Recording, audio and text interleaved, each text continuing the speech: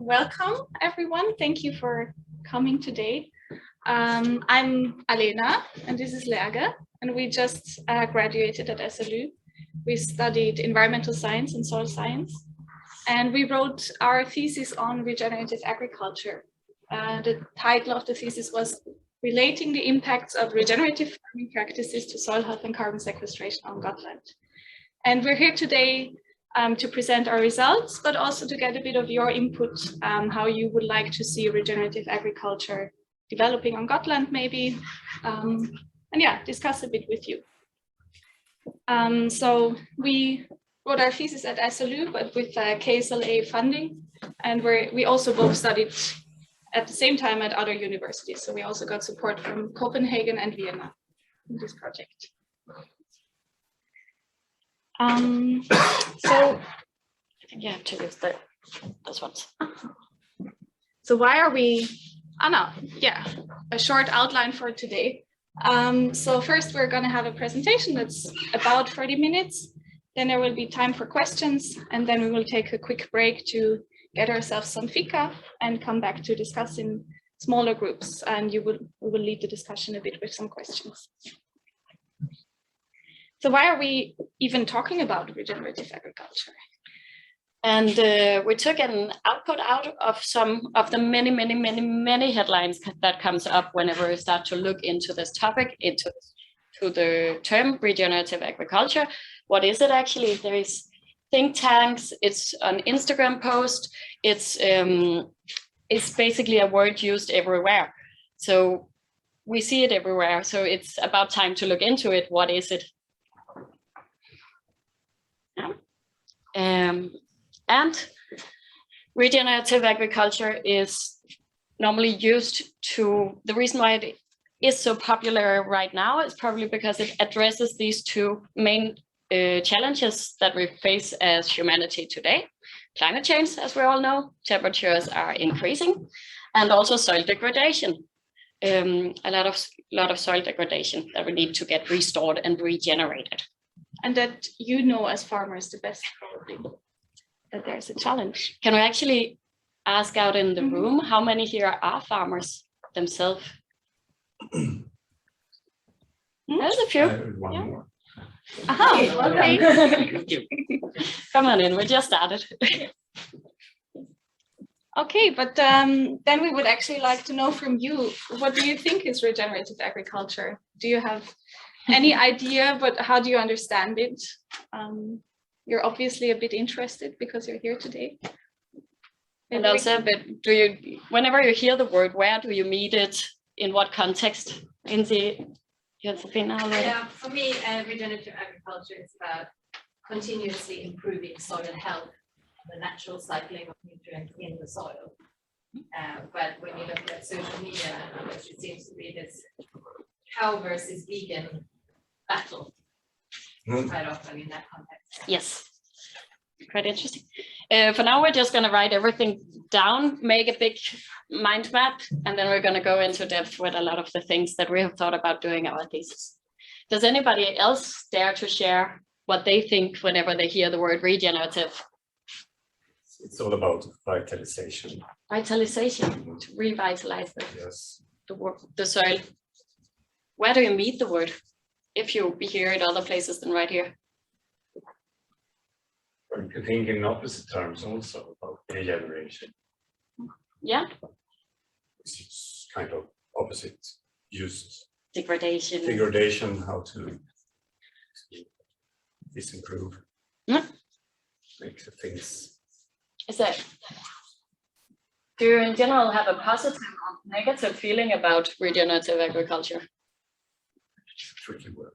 It's a tricky one. Tricky might be fine to put down. It's positive as long as it's used in the right context, but when it's just being co-opted by big corporations or other players who are not involved in regeneration, then it... The context dependent and cooperation, co-opted, I wanted to say instead, co-opted by big companies. That's awesome.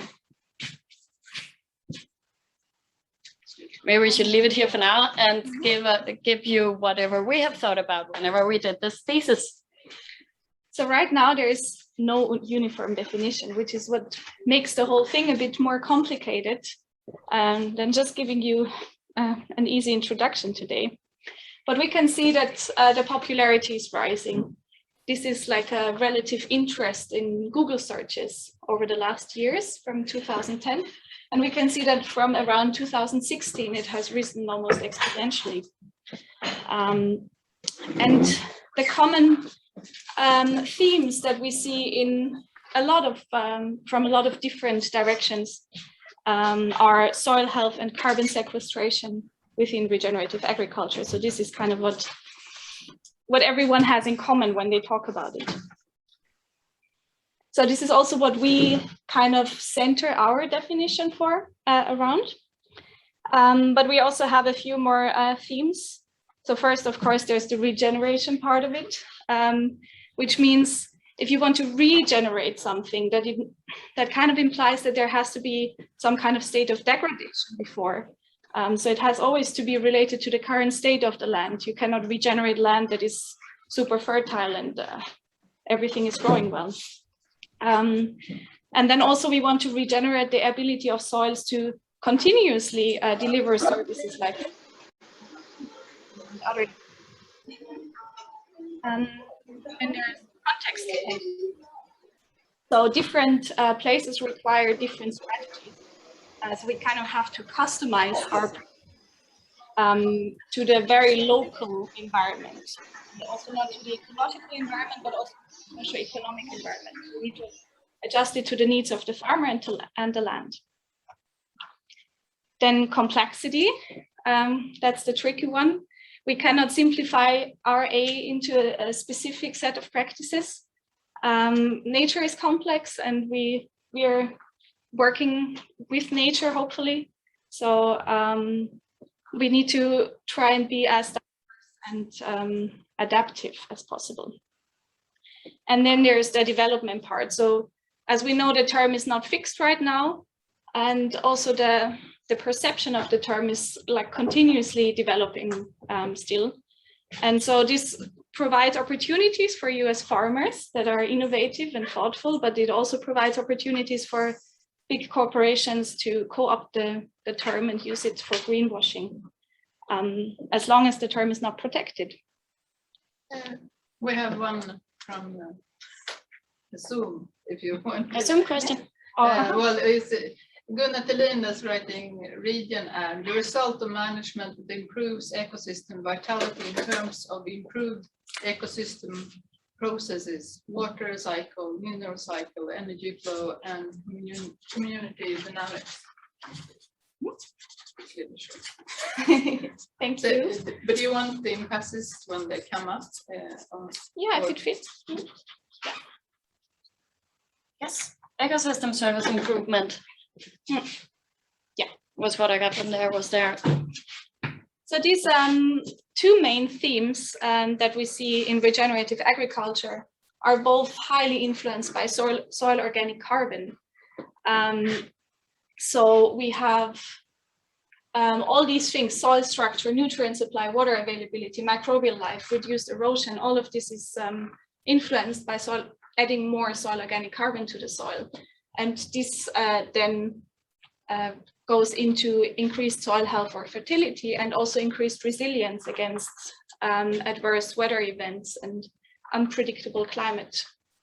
And then also the second part is soil carbon sequestration. And how do we do that? That's actually also quite tricky. So first we need to increase the carbon inputs to the soil, but then the even more tricky part is we need to store it for a long, long time in the soil. So ideally we have a residence time of thousands of years in order to impact the climate. So how does this go? And in terms of the fact that there is no uniform definition of regenerative agriculture, there is also many, many, many practices that are mentioned whenever you talk about regenerative agriculture. Some of the main ones we found mentioned the most are carbon inputs, an increased amount of carbon inputs into the soil through organic matter, through livestock manure. It can be in terms of everything, just a lot of carbon inputs to the soil. Reduced tillage. Some places they also claim that it should be non-tillage. We like to say reduced tillage. Soil cover. This can be cover crops, but it can also be whenever you have a vegetable patch, it can be difficult with cover crops, and then it's to cover the soil with hay or some kind of plant residues, for example. So you never have the bare soil. And then the livestock integration, the integration of animals in your production. And some other practices and principles that are often mentioned are diverse crop rotations, diversity in general, the integration of perennials, agroforestry. It's to keep the living roots in the soil, and it's to reduce the external input on your farm.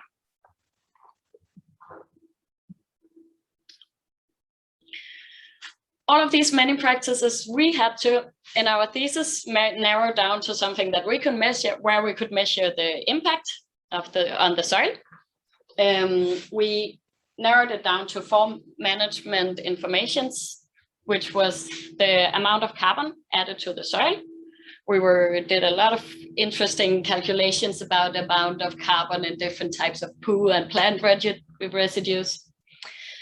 Then we narrowed it down to years without tillage within the management timeframe we had, which was 6 years. And then we looked into the share of legumes in the crop rotation and the share of perennials on the field area. Within the regenerative fields that we looked at, we had 3 different land uses represented. We had the grazing over here, the sheep. We also had some other grazing animals. So we had the grazing fields, then we had fodder fields, normal crop fields, and then we had vegetable gardens represented in our project. We grouped all of these fields into 3 different categories to be able to compare them. We had the control fields, who didn't have the same amount of focus on the management, which we see as regenerative. And then we have the transition fields, who have this focus on regenerative management, but have only applied it for less than 3 years. So this is where we set the distinction between transition farms and regenerative farms. That was within 3 years. All of this is the background for our study, how we designed it. And then we went to Gotland. Then we took a lot of different measurements on Gotland, went to 10 different farms, got 24 different fields represented in our studies, did a lot of different field sampling and methods in the field where we looked at the soil with our hands and eyes, and then we brought it all back to the lab and did a lot of different measurements in the labs. And the next one will show you the different indicators that we looked at. If the computer will follow us, here it goes. So the different soil health, to look at regenerative agriculture, we looked at the definition and the soil health. And the soil health we based on these many indicators. We have highlighted a few that we find very interesting for you to know, and maybe also for future studies on this. The main group down here is the carbon-related parameters, organic matter and soil organic carbon, the amount of active carbon, and the amount of carbon which is bound in the microbial biomass. Then we looked at earthworm numbers to get the microbial focus as well. Wet aggregate stability is one of the main important one. It keeps the structure of the soil, but a lot of carbon is also bound inside these aggregates. So that one we looked at. In general, all the physical one here are the structures. Texture lie behind any soil analysis you have to do. Bulk density says something about the structure, how loose, how compact it is. And then we also did some chemical analysis on the soil. Nutrient leaching is one of the interesting ones because that was actually one of the ones that showed maybe a bit of a negative trend Nitrogen leaching is higher the more carbon input you add to the soil, where the rest of them showed quite positive trends in our study. So this is just a very quick wrap up of what we saw when we looked at the relation of carbon inputs and tillage to all these indicators that Lærke just presented. So we actually saw, we said before, we also looked at legumes and perennials, but there we actually didn't see any significant statistical relationship. So then we went on at just looking at amount of carbon and tillage. And so we saw that increased carbon inputs had a positive impact on organic carbon content, active carbon content, the C/N ratio, and wet aggregate stability. And then decreased tillage intensity had a positive impact on root abundance and depth, on vegetation density, and as well on wet aggregate stability. And this graph, we don't need to go into detail here, but we grouped some of the indicators together and then put it into a linear regression with the amount of carbon added. And we can see there is generally a positive trend. So the more carbon we add, the better the soil health indicators were. We have a question. How do you define carbon inputs?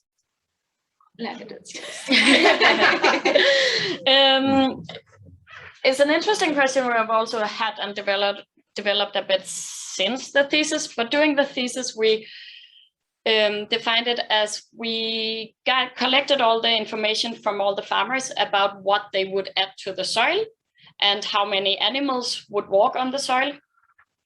And then we had numbers for how much manure does a cow produce, does a sheep produce, and how many animals does walk on this amount of hectares, and how much carbon is there in this manure. And then we calculated how much carbon was added on top of the soil. So not integrated in the soil necessarily, but on top of the soil. Then we did the same with plant residue, the same with compost, the same with every material we had in these different surveys that all of our farmers had to fill out. I don't know if Untitled, if you want to ask ask a follow-up. Ask a follow-up. You can do that. Thank you. I think I got the answer. I could add a question if you included calculations on plant exudates. No, we didn't. We would have liked to. And also, actually, this is a limitation of our study that if we continue this way, we would definitely try to include root exudates, because they're actually quite important to get the carbon also deep down into the soil. And quite early on in our study, we were advised not to because of the time scale. Yes. Which is the limit you have as a thesis project, but we really wanted to. Annelie? Just a question about the carbon input. So when I take manure out of the barn and put it on the field, I put carbon on the field. Mm-hmm. If I take my animals on the field, they eat plant-based carbon without, I actually don't add carbon. Because they are breathing and they are farting and burping. Mm-hmm. How is this calculated? Yeah, we calculated in a simplified way here. So we treated it the same as if you would bring it from outside, or if the animal would stand on the area. So much of the carbon in the soil, stored in the soil, is stored in fungi, as far as I understand it. How did you calculate that in any way? That's included in the microbial biomass carbon. Okay. So that's why we have so many different carbon fractions here. So we have the organic matter content, that it's like really everything together. And then the soil organic carbon is the carbon part of the organic matter. And then the active carbon is what is cycled rather quickly. So that is can like be released within hours or days. And the microbial biomass carbon is the one that is in bacteria, fungi, whatever you have there as a soil life. And also the microbial biomass carbon is actually quite labile. So it's nice to have that carbon there, but it's not going to stay if we don't manage to stabilize that. Yeah. So any more questions to that? otherwise. Yeah, we see now. How did you measure microbial biomass? Yeah, that's a kind of a difficult method in the lab. It's called chloroform fumigation extraction. And basically you compare, you can measure the total carbon amount of the soil. And then we also kind of killed the microbes by fumigating them with chloroform. And then you extract that carbon into a solution, and then we also measured the carbon content there, and then you can make the difference between those two fractions. And that's the microbial biomass carbon. So that needs to be done in the lab. So Hanna, do you want to follow up, or are you satisfied with that answer? I'm happy.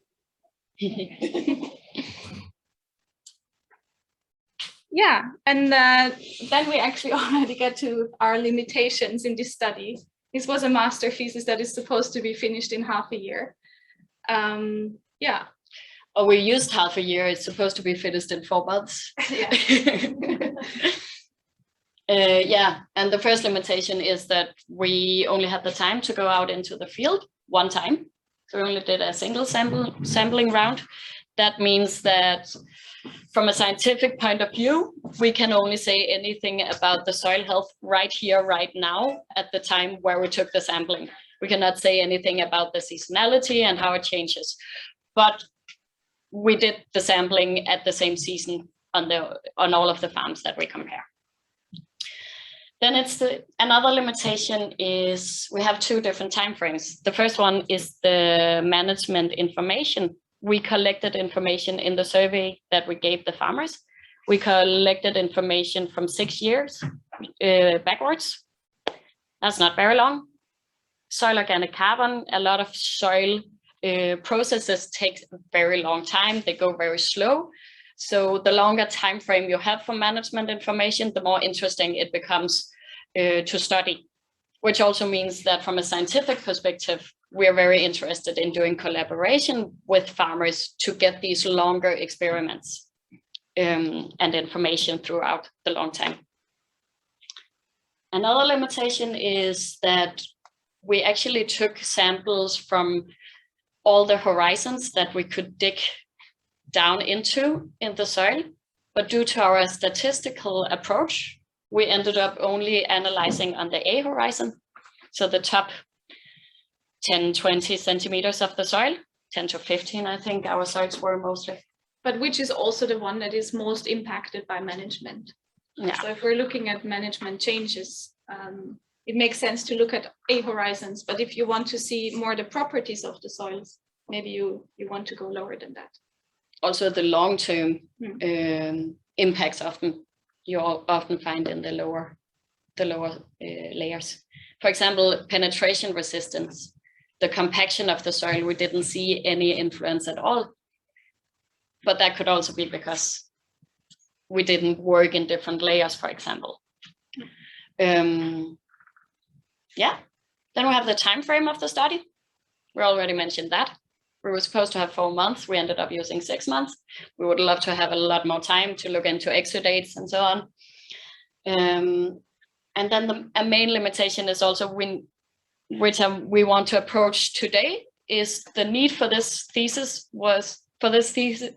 we had the need to come up with a working definition, a practical definition based on these 4 management practices that I showed you before, the carbon input, the reduced tillage, the legumes and the perennials. But for us, that is a narrowed viewpoint of how we actually see regenerative agriculture. We see it as so much more. So we have only done a study on this part of regenerative agriculture. That's what we could do within the scope and scale we had. And then I want to make some conclusions about what we found out about regenerative agriculture. So we think that it's important to actually have a context-based definition. Whenever anyone talks about regenerative agriculture, they should first define it. What do they mean by it? Because there are so many actors that are talking about a lot of things, and it doesn't look like we're going to get to one definition, and maybe that's also not desirable to have. So we think that everyone should, first of all, define what that means to them. Second, regenerative agriculture is one of many climate solutions. So this is just a little graph to show that actually it's 25% of natural climate solutions can be attacked by increasing soil organic carbon. But part of that is actually also protecting existing carbon stocks, which means so there's more carbon stored in forests, in grasslands than in croplands.